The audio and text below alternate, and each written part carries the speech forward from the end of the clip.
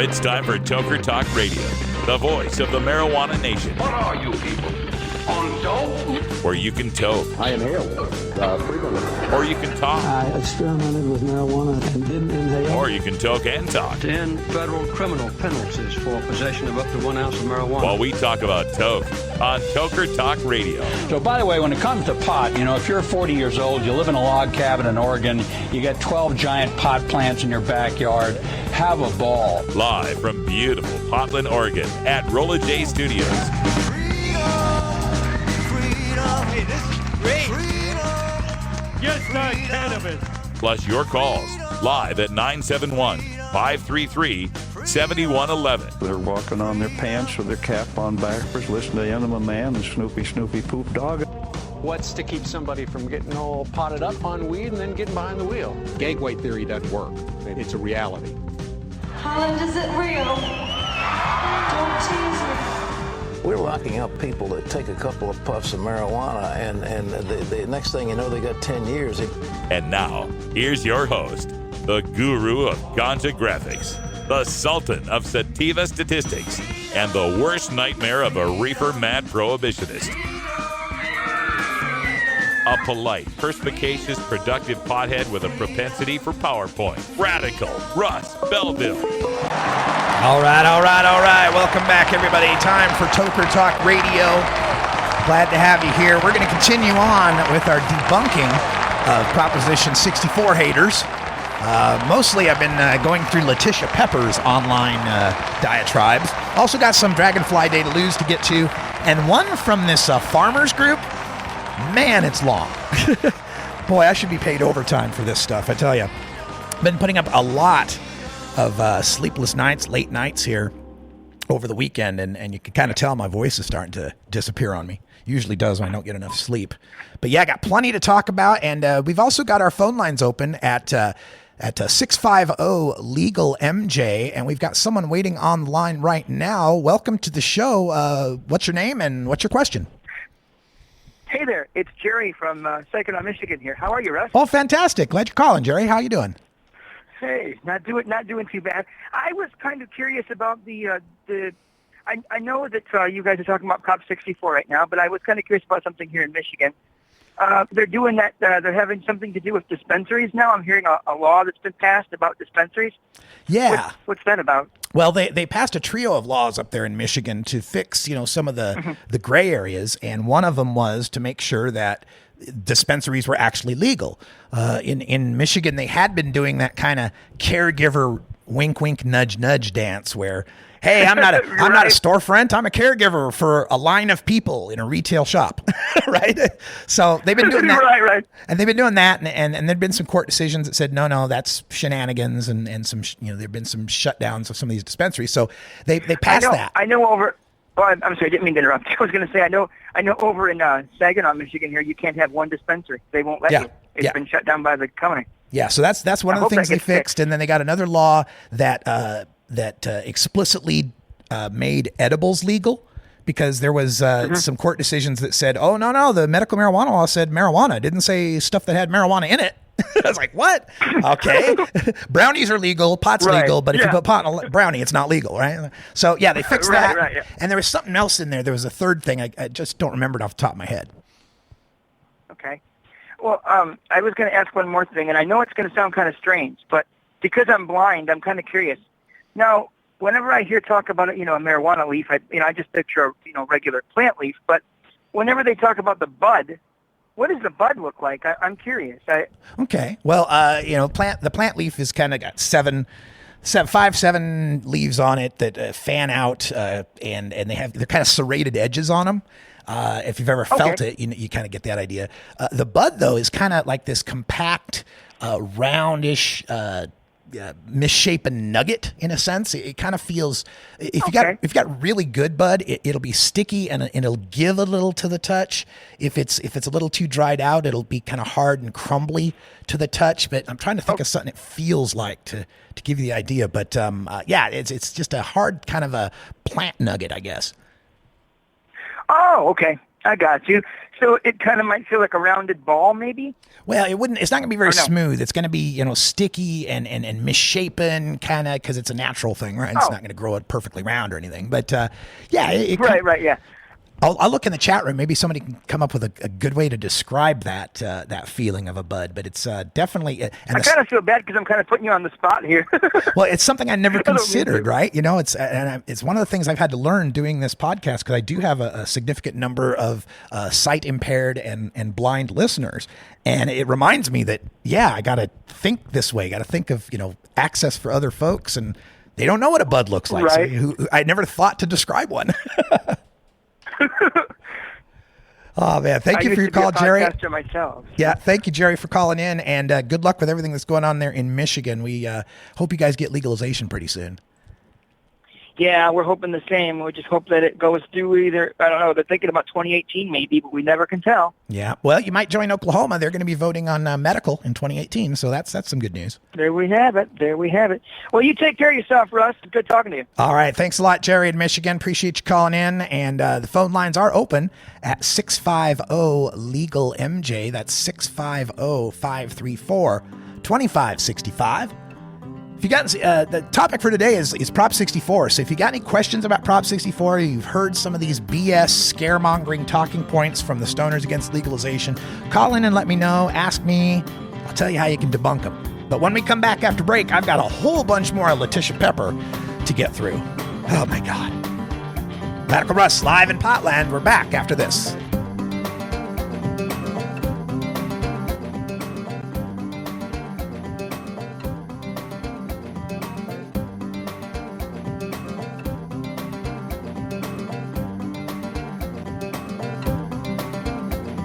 This is the Russ Belville Show on CannabisRadio.com.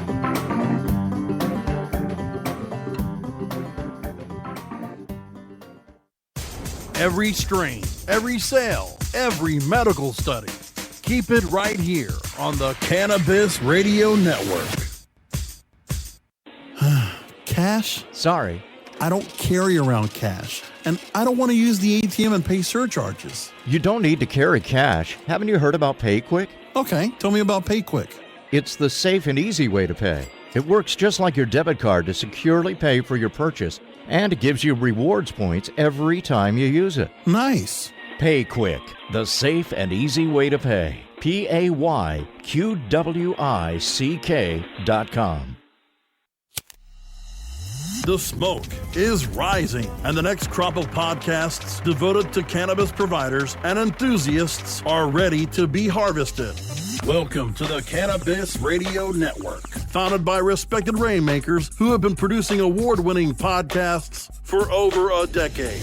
Industry headlines, business updates, medical reports, marketing, and e-commerce education rolled up perfectly for your consumption. Let's grow together. The Cannabis Radio Network. CannabisRadio.com.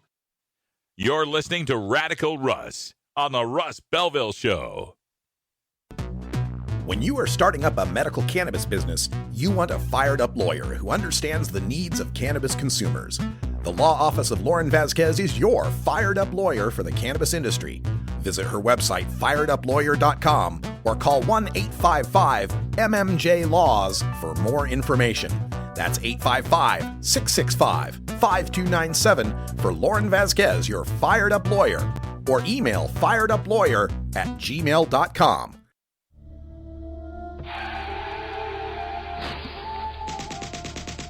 Marijuana is an addictive drug which produces in its users insanity, criminality, and death. Marijuana is the most violence-causing drug in the history of mankind. If the hideous monster Frankenstein came face-to-face with the monster of marijuana, he dropped dead from fright. You know, it's not easy countering 7 decades of propaganda in a 2-hour show, but let's try. It's time for the Russ Belville Show's Reefer Madness Debunked. Today we continue with our look at Prop 64, California's Adult Use of Marijuana Act, and my review of the Stoners Against Legalization, who are posting all sorts of propaganda about what a terrible idea it would be to legalize marijuana in California. the authors of these points coming up here in this segment are Dragonfly de la Luz, a writer, and Letitia Pepper, an attorney, both of whom were vocally and publicly against Prop 19 back in 2010. So at least they're consistent. And this one comes from Dragonfly. Here's her claim. Prop 64 raises the penalty for 2 college freshmen passing a joint from a $100 no arrest misdemeanor to a $500 6-month arrest misdemeanor. Now, the evidence that Dragonfly cites for this is Prop 64's Section 11360, paragraph A, which reads in part, quote, every person who gives away marijuana shall be punished as follows. Persons 18 years of age or over shall be punished by imprisonment in the county jail for a period of not more than 6 months or by a fine of not more than $500 or by both such fine and imprisonment. So, oh no, there it is right there in Prop 64. Everybody who gives away pot gets jail and a fine. Oh my God. Well, this is something Dragonfly does quite a bit in her writing, and that is she picks the scary part of the language and then ignores the rest of the language that accepts that scary part. Because the truth is, under Prop 64, the penalty for people ages 18 to 20, that would be her college freshmen, the penalty for people 18 to 20 passing a joint is reduced from the $100 no arrest misdemeanor that it is today to a $100 infraction. The penalty's reduced. Here's where Dragonfly failed. She left out the part of the 11360 that reads, except as otherwise provided by this section or authorized by law, and then the every person shall be punished stuff, right? So this little intro in 11360A, except as otherwise provided by this section, would refer to paragraph B that she left out. Paragraph B reads, every person who gives away, offers to give away, transports, offers to transport, or attempts to transport not more than 28.5 grams of marijuana other than concentrated cannabis is guilty of an infraction and shall be punished by a fine of not more than $100.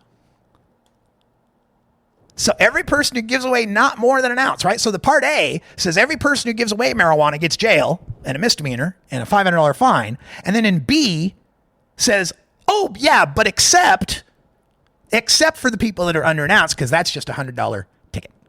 And again, just 18 to 21 year olds, the people that are 21 and older are already legal to pass a joint. Will be legal to pass a joint under Prop 64. They're not legal now. Right now, people 21 and older, under Section 11360, paragraph B, except as authorized by law, every person who gives away, offers to give away, transports, offers to transport, or attempts to transport not more than 28.5 grams of marijuana other than concentrated cannabis is guilty of a misdemeanor and shall be punished by a fine of not more than $100. Now, it's a non-arrestable misdemeanor, which is sometimes called decrim, but it is criminal. It's a misdemeanor. $100 fine, you don't get arrested. That's the law now if you're caught giving away marijuana to someone, 2 adults, 21 and older, passing a joint. Under Prop 64, Section 11362.1, paragraph A, quote, it shall be lawful under state and local law and shall not be a violation of state or local law for persons 21 years of age or older to give away to persons 21 years of age or older without any compensation whatsoever, not more than 28 grams of marijuana. So for 21 and older, it goes from a ticket to legal. For 18 to 20, it goes from a misdemeanor to an infraction. So there's no new crime there, Dragonfly. No new crime at all. It's an existing crime whose penalty gets reduced. Another one that she brings up. Prop 64 ironically creates new crimes that don't exist today and calls for jail time for a host of harmless offenses, including possessing more than 1 ounce. Now, the evidence she cites for this is Section 11357, paragraph B, that reads, quote, persons 18 years of age or over who possess more than 28.5 grams of marijuana or more than 4 grams of concentrated cannabis or both shall be punished by imprisonment in a county jail for a period of not more than 6 months or by a fine of not more than $500 or by both such fine and imprisonment. Oh my God. Right there. Prop 64, 11357B. It's right there in black and white. You got more than an ounce, you get jail. You get a fine. Well, here's the problem, Dragonfly. That's not a new crime. That's the crime that exists now. Under current law, Section 11357, paragraph C, every person who possesses more than 28.5 grams of marijuana, other than concentrated cannabis, shall be punished by imprisonment in a county jail for a period not more than 6 months, or by a fine of not more than $500, or by both such fine and imprisonment. So it's not new. It's not a new penalty. It's the exact same penalty. Well, not quite, actually. There's a few differences. The penalty for possessing over 4 grams of concentrate, if you're 18 to 21, or over 8 grams of concentrate, if you're over 21, has been reduced. The current law says every person, this is Section 11357, paragraph A, every person who possesses any concentrated cannabis, shall be punished by imprisonment in the county jail, 1 year, $500 fine. 1 year, $500 fine. Under Prop 64, 11357B reads, possession of more than 28.5 grams of marijuana or more than 4 grams of concentrated cannabis shall be punished for people 18 and over who possess more than 28.5 grams or more than 4 grams of concentrated cannabis. Jail, 6 months, $500. So if you're over 18 and you've got too much extract, what was once a year in jail maximum is now under Prop 64 a 6-month jail maximum. And as another bonus, understand that the 4-gram thing only applies to people 18 and old, 18 to 20. It's 8 grams for people 21 and older because under Section 11357, paragraph A, line 2, possession of not more than 28.5 grams of marijuana, not more than 4 grams of concentrate is just a ticket, $100. Over that, in 11357, paragraph B, line 2, over 28.5 grams or 4 grams of concentrate is a $500 6-month misdemeanor. But both of those start with the little prefix, except as authorized by law. And what's authorized by Section 11362, paragraph A, line 1 and 2, says, notwithstanding any other provision of law, which is legalese for no matter what we said somewhere else, it shall be lawful for persons 21 years of age or older to possess not more than 28.5 grams of marijuana and not more than 8 grams of marijuana concentrate. So yes, the 11357A2 says you can be punished for more than 4, but then 11362A2 says adults are lawful for 8 grams. So you couldn't apply that punishment to the 4 to 8 gram level because that's a lawful activity. You can't punish it except as authorized by law. There's another scare, and a few of them have said this. I don't remember which one gave me this exact one. I think this one's Letitia Peppers. Prop 64 sets possession and cultivation limits so low and earmarks money for law enforcement so there will be more people busted than there are now. Okay. Her evidence for that is Section 34019, paragraph C, that says the controller shall disperse $3 million annually to the California Highway Patrol, and Section 34019, paragraph F, line 3, that says 20% shall be deposited into the state and local government law enforcement account. And because there's all these new crimes created, the ones we just talked about that aren't new crimes, they've actually gone down, but all these new crimes that are created, and now they've got all this money, they're going to make more arrests now under Prop 64 than they did when it was prohibited. Sure. Right. Well, here's the fact. Prop 64 reduces the chance that anyone can be busted for any marijuana crime because the sight and smell of marijuana isn't probable cause anymore. From now on, you will speak only when spoken to. Arrests in Colorado went down, or charges in Colorado for all marijuana crimes went down 80% by passing legalization. In Washington state, without home grow, they still declined 63% because of legalization. There's no sane way of explaining how reducing penalties and legalizing actions leads to more arrests. We got more debunking when we come back. We have your smoking section right here. This is the Cannabis Radio Network. Dr. Dabber, hurry! Its temperature is shooting past 1,000 degrees Fahrenheit. It's burning up. I'm afraid for this little guy, it's just too late. What caused the problem? Only Dr. Dabber can maintain the perfect temperature for a smooth-tasting, slower burn. This standard vaporizer lost all of its health benefits, sending it up in smoke.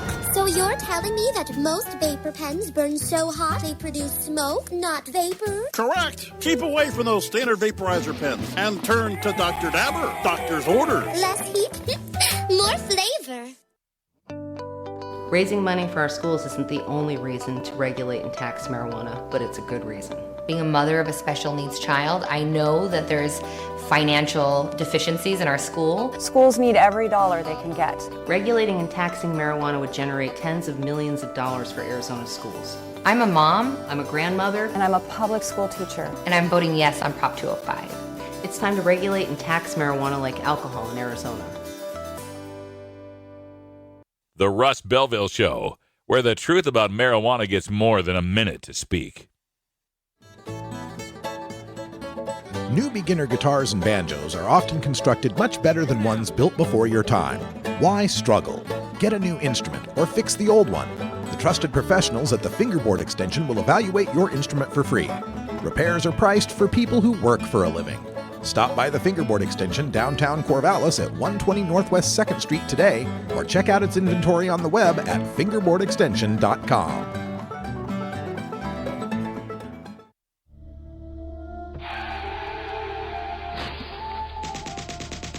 Marijuana is an addictive drug which produces in its users insanity, criminality, and death. Marijuana is the most violence-causing drug in the history of mankind. If the hideous monster Frankenstein came face-to-face with the monster of marijuana, he dropped dead from fright. You know, it's not easy countering 7 decades of propaganda in a 2-hour show, but let's try. It's time for the Russ Belville Show's Reefer Madness Debunked. All right, welcome back, everybody, for our Reefer Madness Debunked. We are continuing a look at the stoners against legalization in California who are fighting to see that prohibition continues for at least another couple years by defeating Prop 64, the Adult Use of Marijuana Act. A few of the propagandizers on the No on 64 side have published numerous diatribes and analyses to discredit Prop 64 and paint it as some sort of Trojan horse that's sneakily disguised to destroy medical marijuana and to take cannabis over for corporations. And these people include Letitia Pepper, she's an attorney, Dragonfly De La Luz, a writer, Steve Cubby, an activist, a few others out there. And I've been cataloging their talking points that they've published on most of these online outlets, and they're all pretty ridiculous. And I'll be discussing them at the Argumento in Sacramento tomorrow at the State House steps in Sacramento, debating this with pot smokers who want to remain criminals. And one of the points they bring up is that marijuana legalization is going to somehow lead law enforcement to make more arrests, imprison more people, because the limits of 1 ounce and 6 plants are so low that someone who's got 2 ounces and 7 plants would get busted. I mean, don't understand how the person with 2 ounces and 7 plants doesn't get busted now, but somehow when 1 ounce and 6 plants are legal, that guy is going to be at more risk somehow. So the fact is that Prop 64 passing reduces the chance that anybody can be busted for a marijuana crime, any marijuana crime, not just the stuff made legal under Prop 64, because the sight and smell of marijuana isn't a probable cause to suspect an investigated crime anymore. And also because the pot-sniffing canine officer has to be retired. Here's the backing.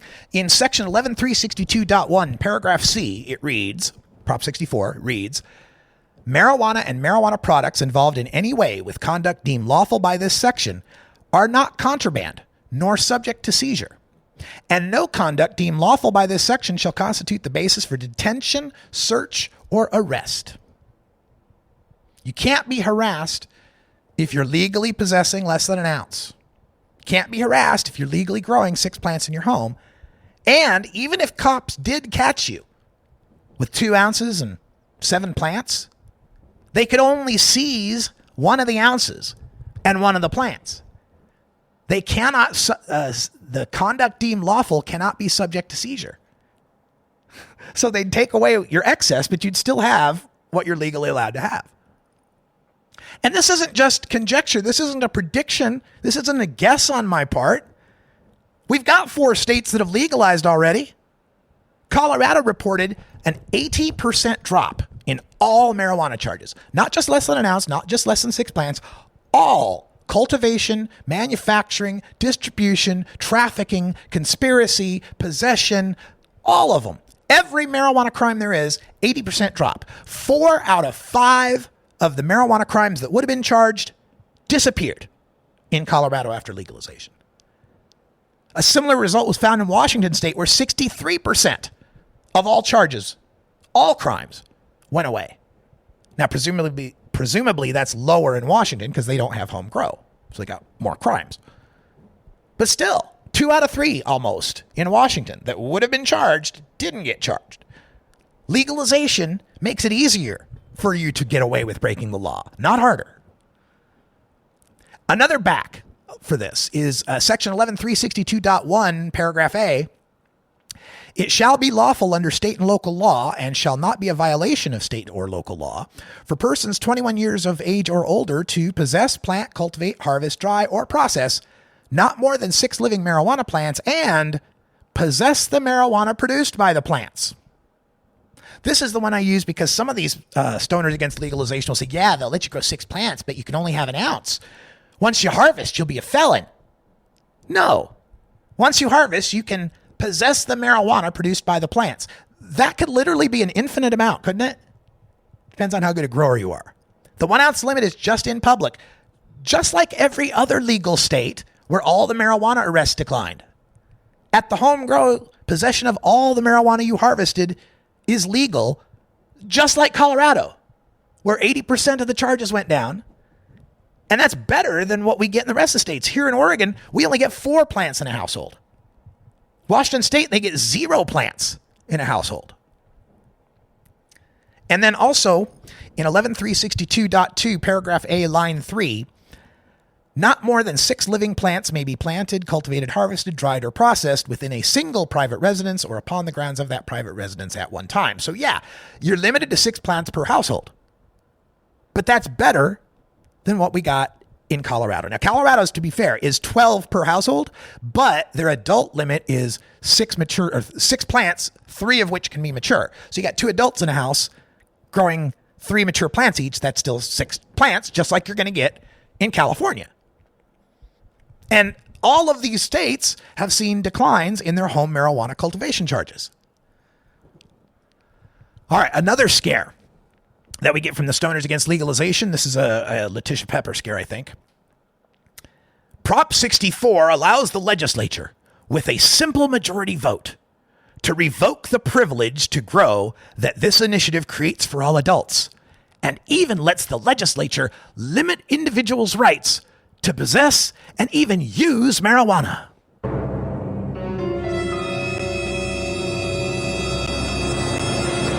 That's pretty scary.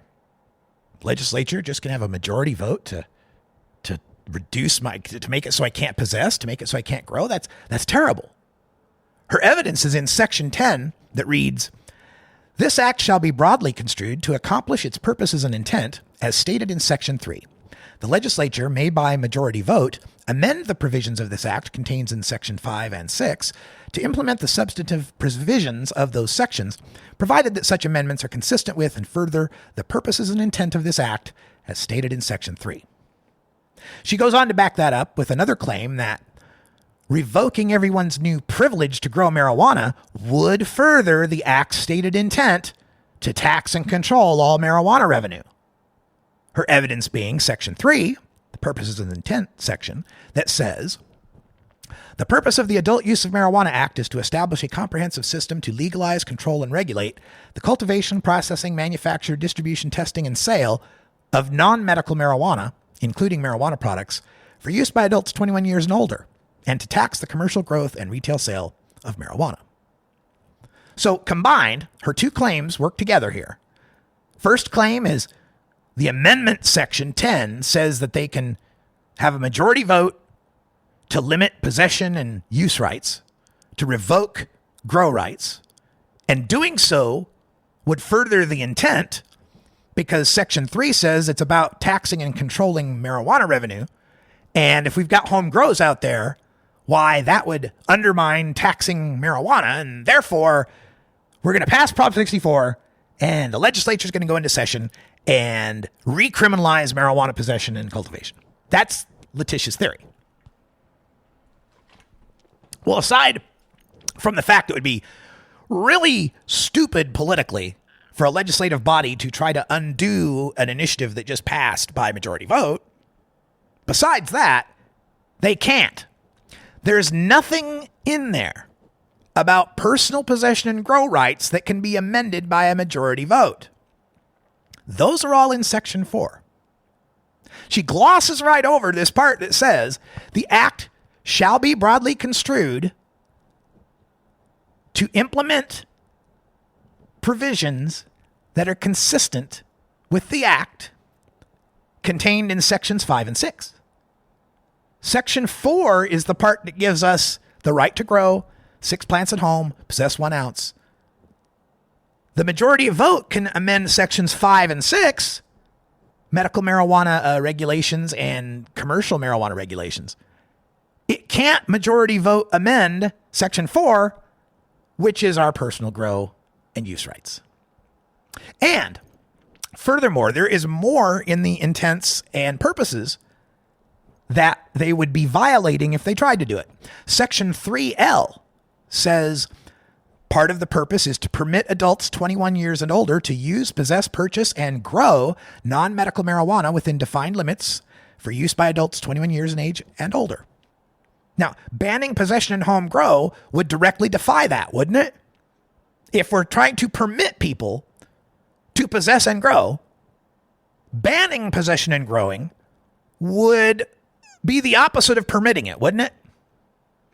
And in Section 3M, it says, allow local governments to reasonably regulate the cultivation of non-medical marijuana for personal use by adults 21 years and older through zoning and other local laws, and only to ban outdoor cultivation as set forth in this act.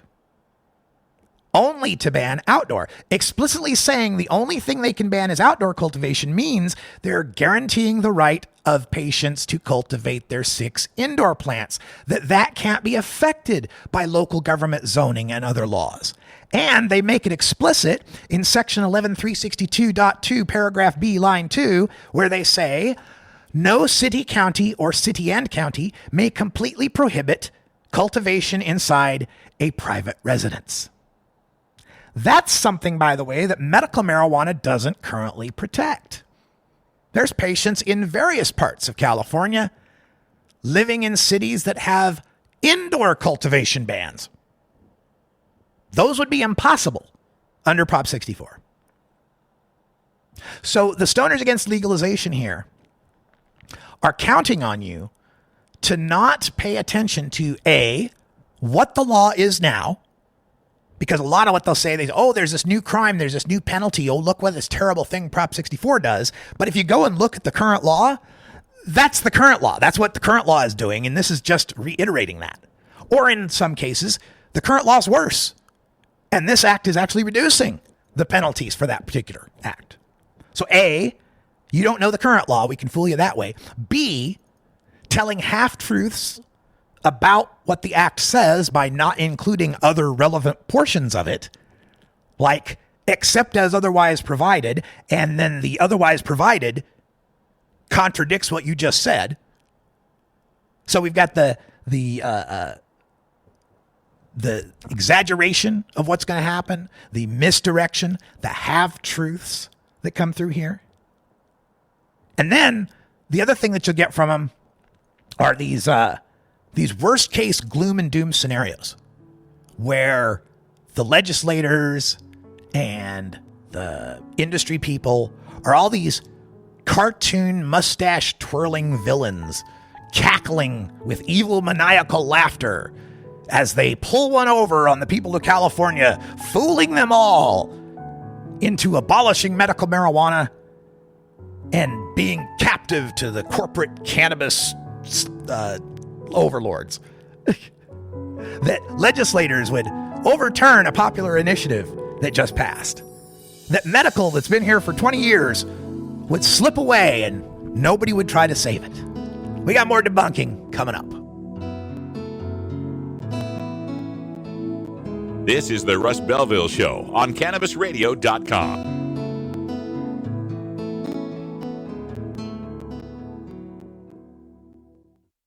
Earn your PhD in THC monetization with CannabisRadio.com. Don't be late. Mindful of sustainable practices and limiting their environmental footprint, Sansal hemp is always grown outdoors, as nature intended. By starting with uniform genetic profiles, Sansal ensures the plant will maintain its optimal performance and yield consistently throughout its life cycle. It is through innovative processes that Sansal is able to achieve pure whole hemp extracts and meet industry requirements and the level of quality desired by many of their customers. Healthy plants, healthy people. SansalCBD.com.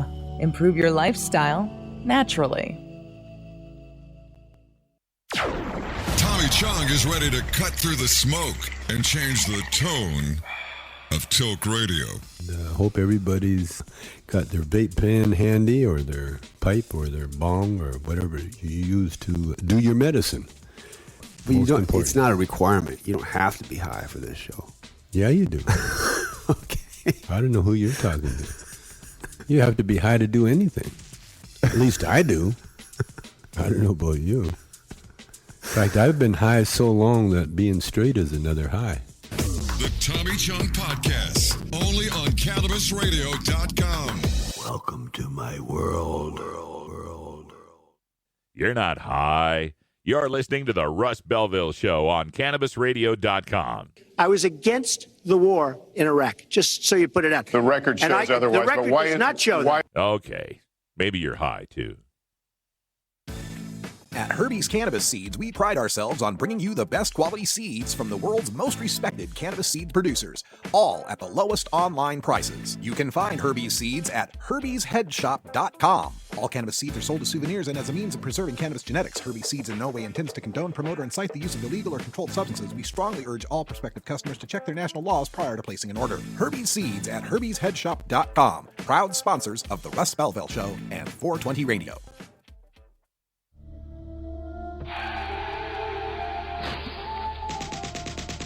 Marijuana is an addictive drug which produces in its users insanity, criminality, and death. Marijuana is the most violence-causing drug in the history of mankind. If the hideous monster Frankenstein came face-to-face with the monster of marijuana, he'd drop dead from fright. You know, it's not easy countering 7 decades of propaganda in a 2-hour show, but let's try. It's time for the Russ Belville Show's Reefer Madness Debunked. Today in Reefer Madness Debunked, we continue our look at Letitia Pepper, Dragonfly De La Luz, Steve Cubby, and the other stoners against legalization in California who are standing with the cops and the prison guards, the narcotics officers, the sheriffs, the drug rehabs, all the people that are opposed to legalization under Prop 64. They're standing with them to help defeat Prop 64. And in one of Letitia Pepper's latest writings, she makes this claim that Prop 64 will charge a 15% excise tax, plus both state and local use and sales taxes on top of the excise tax, all of which can be increased in the future by a 2/3 majority vote. Now, her evidence for this are Section 34011A, which says, effective January 1st, 2018, a marijuana excise tax shall be imposed upon purchasers of marijuana or marijuana products in the state at a rate of 15% of the gross receipts of any sale. That's the tax, 15%. And Section 10, the amendment section, which says, this act shall be broadly construed to accomplish its purpose and intent as stated in Section 3, except as otherwise provided, the provisions of this act may be amended by a 2/3 vote of the legislature to further the purposes and intent of the act. So, for Letitia, 15% is the excise tax, but the legislature is going to raise that. They're going to get a 2/3 vote to raise that tax because the purposes and intents of legalization is to tax marijuana. Okay? Well, here's the facts. Patients won't pay that 15% excise tax. And while the legislature could increase it, if they got a 2/3 majority vote, which is hard as hell to get, they would risk violating the intent of reducing the unregulated marijuana market if the higher taxes lead to more unregulated sales. And that's something they're going to be paying attention to because some of the tax money goes to the universities in California to study what the effect is on the underground market. Here's the back. Section 34011, paragraph G. The sales and use tax imposed by Part 1 of this division shall not apply to retail sales of medical cannabis products when a qualified patient provides his or her medical card and a valid government-issued ID. So, yes, patients still have to pay the sales at the state and local level, the sales taxes, but not the extra 15% excise tax on recreational users. But if they want that tax break, they have to join the patient registry. They have to get a card. Their little doctor letter won't be enough to get the tax break. You got to actually register with the state and get a card. So complaints about that, first of all, every other state has to deal with some sort of registry. So it's something patients have been dealing with for decades now. And number two, I do agree, I will concede that medicine should not be taxed, shouldn't be subject to the state and local sales taxes either. But is that such a deal breaker as to continue locking people up and ticketing them and arresting them and fining them? Especially when legalization is going to drop the price of marijuana to such a point that the extra 15% or the extra sales and state taxes aren't going to be that problematic as the price continues to drop.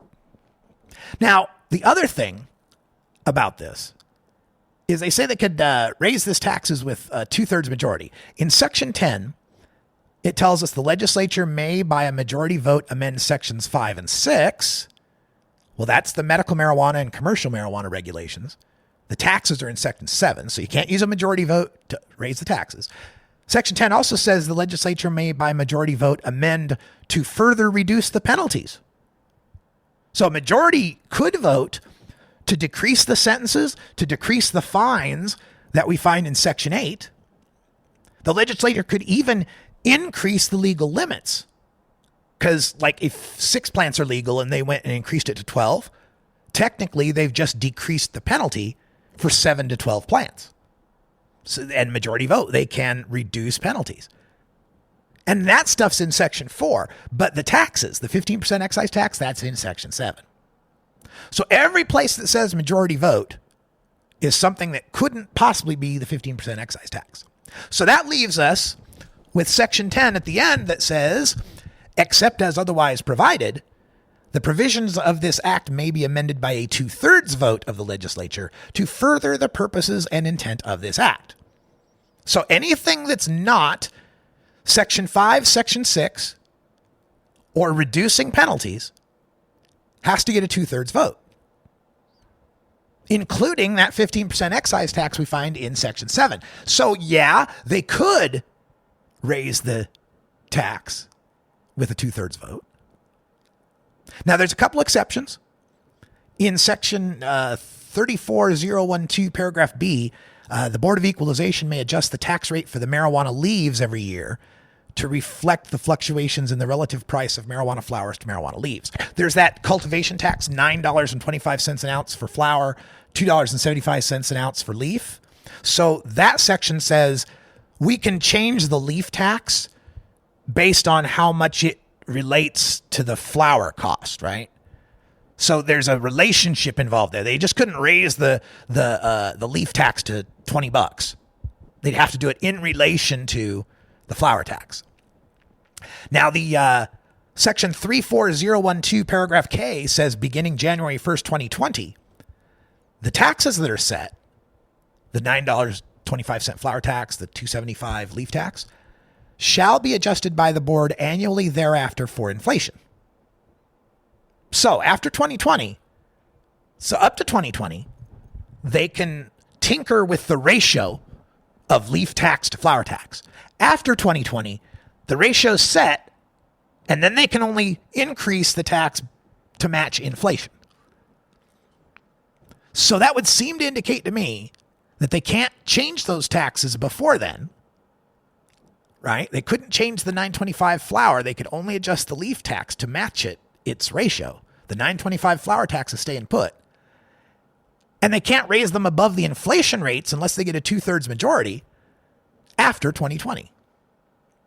So not only would it take this hard to get 2/3 majority to raise the 15% excise tax or these per ounce cultivation taxes, they could only do it if it satisfies the purposes and intents.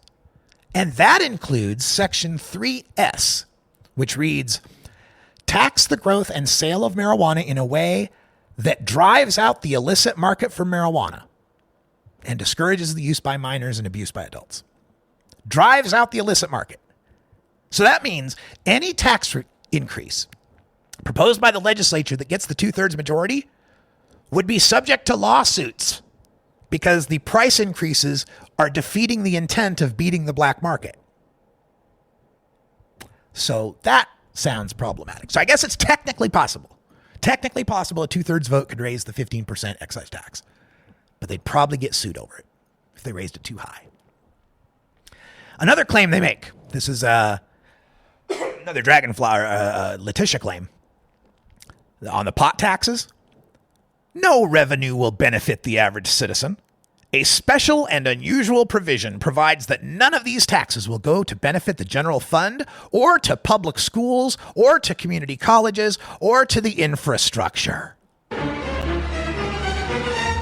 Now, her evidence for this is section 34081A, which says, the California Marijuana Tax Fund is hereby created in the state treasury. The tax fund shall consist of all taxes, interest, penalties, and other amounts collected and paid to the board pursuant to this part, less payment of refunds.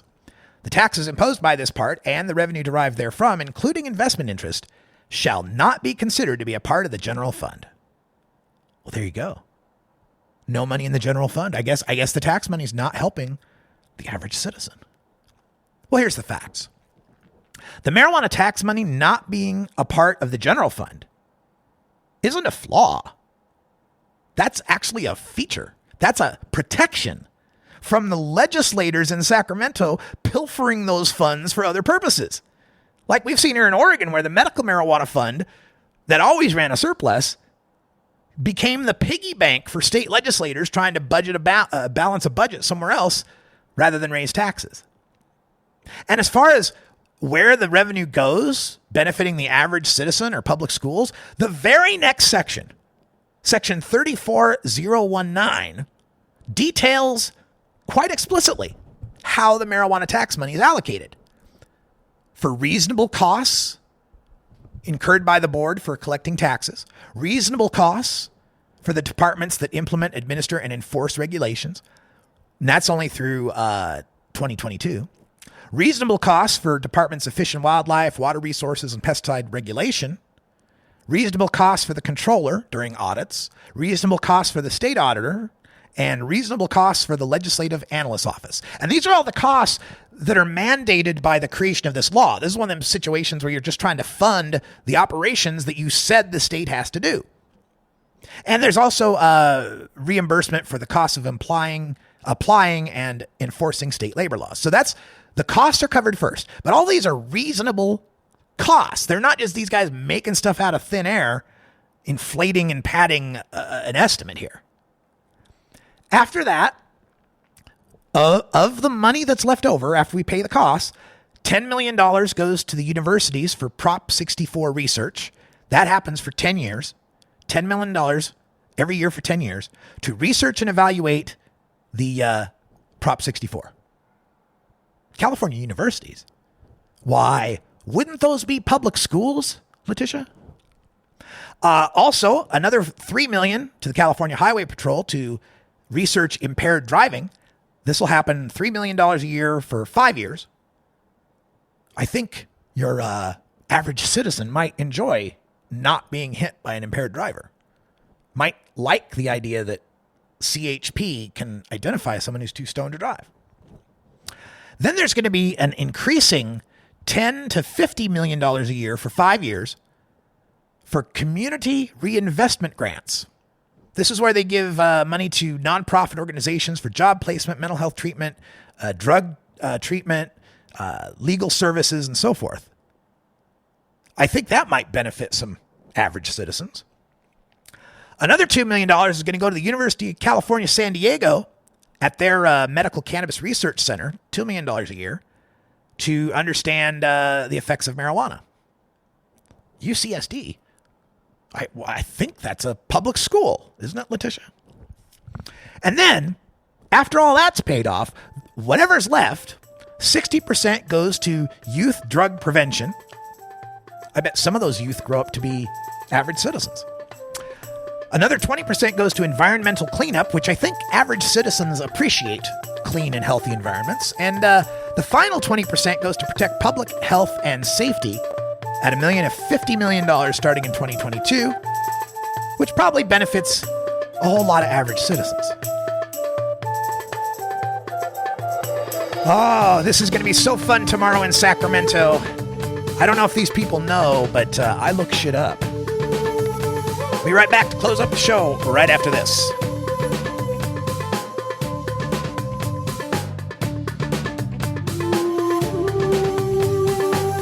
This is the Russ Belville Show on CannabisRadio.com.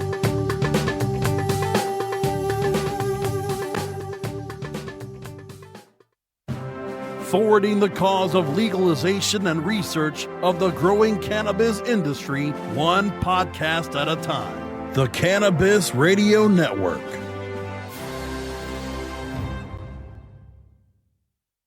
Great websites today need expert web design and development and need to be e-commerce ready and mobile friendly. But building a marketable and profitable website can be an uphill climb. Ready to make your new website or replace your existing website? Think Orange as the new way to get in the black. Orange Hill Development works with Fortune 500 companies and offer the same top quality development service at a fraction of what other providers charge. Brands like Absolute, Carlsberg, and Nestea trust Orange Hill Development. Find out why you should trust your website with Orange Hill.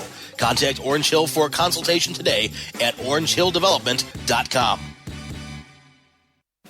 The political climate is at a fever pitch, and the fight for the social fabric of America is set for battle this November.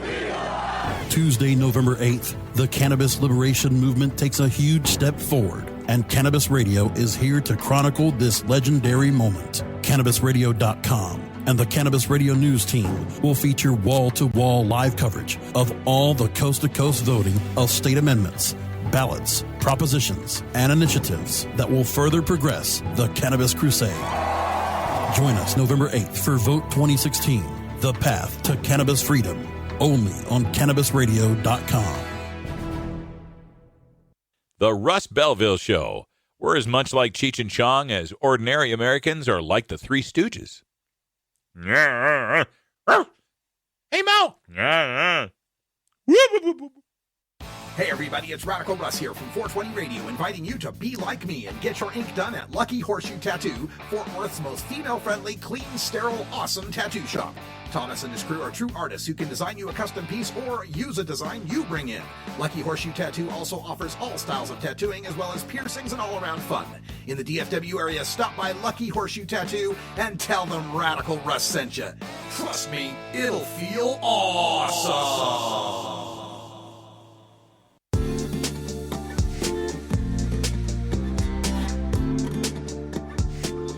Most of us pirates, we go on vacation to North Dakota, you know, because they've got a town called Argosville. Arr.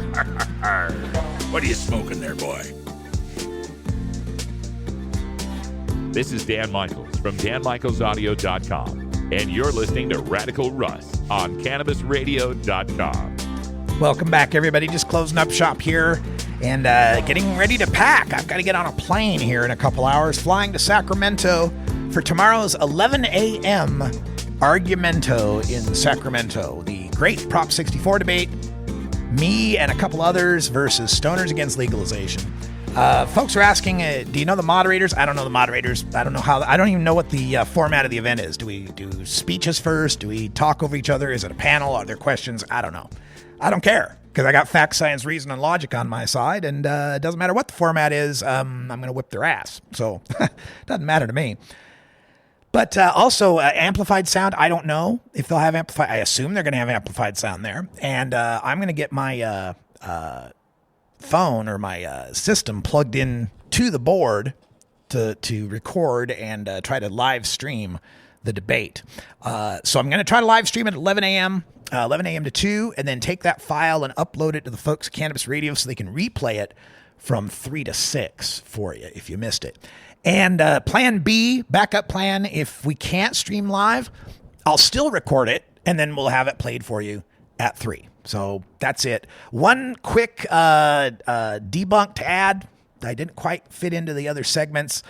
This claim that all revenue, taxes, fines, fees, forfeitures, and the excise tax goes solely to a self-perpetuating, bloated bureaucracy of appointed, unelected officials, their staffs, and to fund their pension plans. This is Letitia again, and she says this is covered by Section 34011, Paragraph A, that a marijuana excise tax shall be imposed, but that's not the one she really meant. She really meant 34019, all of those, how the tax revenue is being spent that I just covered in the last segment. Well, here's the fact. Prop 64 only allows reasonable costs. You have to list these. They're audited by law. Money was appropriated in this act to audit these people when they put their costs in. Only for the administration of the law. And even so, this bloated bureaucracy can't grow beyond 4% of all the tax revenue. It's got a hard cap on it. This is in Section 34019, Paragraph A, Number 1. Reasonable costs incurred by the board for administrating and collecting the taxes imposed by this part, provided, however, such costs shall not exceed 4% of the tax revenues received. So that's the reasonable costs of the Board of Equalization collecting the taxes. Now, I suppose the other parts of 34019, the fish and wildlife, the water resources, pesticide regulation, the controller, auditor, and legislative analyst, I suppose they could bloat themselves by lying about their costs and hoping they get away with it on the audit. But even then, they couldn't use it to fund their pension plans. Retirement for public employees in California is handled by CalPERS, which gets its funding through employee contributions set by statute. And employers contribute 12.7% of the payroll, a rate that can increase if the CalPERS investments perform unfavorably or decrease if they perform favorably. That is to say, the rates and the method that funds public employee retirement cannot be modified or adjusted or contributed to or amended in any way by Prop 64. Other laws already control how retirement works. That's all the time we got for today. Talk to you tomorrow in Sacramento. And until that time, take care of each other, tokers.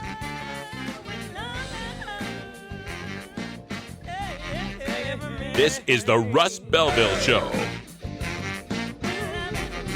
The Russ Belville Show is blogging and podcasting daily at radicalruss.com. You take a seed, you plant it, you grow it, you dry it, you roll it, you smoke it. You take a seed, you plant it, you grow it, you dry it, you roll it, you smoke it. You take a seed, you plant it, you grow it, you dry it, you roll it, you smoke it, and it goes down smooth.